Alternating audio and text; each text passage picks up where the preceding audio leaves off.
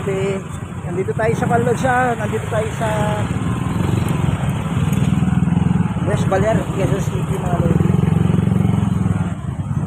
Nandito na tayo sa Timog Lodsa, Timog Avenue. Papunta na tayo ng GMA 7.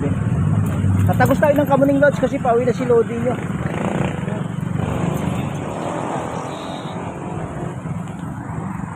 Magandang gabi sa inyo. Kahit traffic, walang traffic sa mga bikers.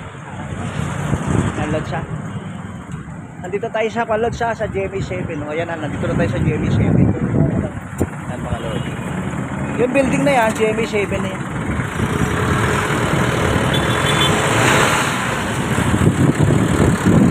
Yan nakatira yung mga artista sa GMA 7 na yan.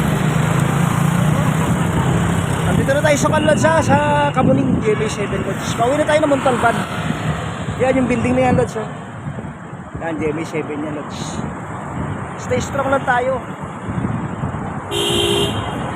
Yan mga lodi. Nag-bike na tayo Lodge para makatipid tayo ng pamasahe. Saka makapag-travel tayo ng maayos mga lodi. Yan ang building na yan Lodge sa GMA 7 yan.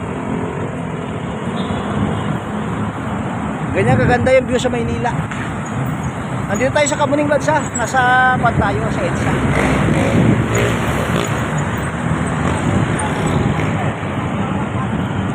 Dito yung sakayan ng quad. Biyaheng Bicol.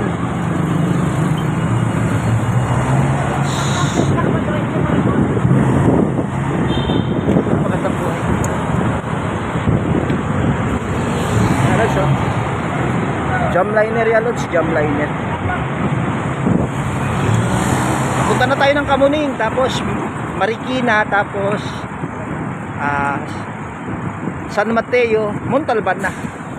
Magkakonsyon tayo ng 1 hour Lodge. Si Lodi nyo galing ng schooling sa West Baler, Quezon City mga Lodge. Nandito na tayo sa Kamuning Lodge. Magandang buhay sa inyo, magandang gabi. Have a blessed night.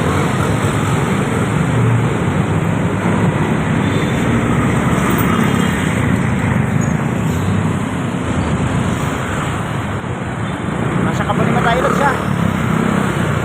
Stay strong lang tayo, kaya yan. Dala ko mga 29ers na bisikleta na isa. Follow niyo ako sa YouTube channel ko Lodge. Call Center Lodi Traveler. Yan, nilibutin natin yung ganda ng Maynila. Bike lang gagamitin natin kasi hindi tayo makakapag-travel ng maayos kung puro tayo sakay. Sa susunod naman yung videos na yun gagamitin nyo. Kasama ko yung kapatid ko.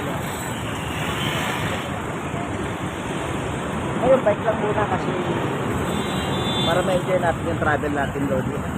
Have a blessed day, have a blessed night. And mga Lods. Lodge, nandito na tayo sa Kamuning. Magandang buhay.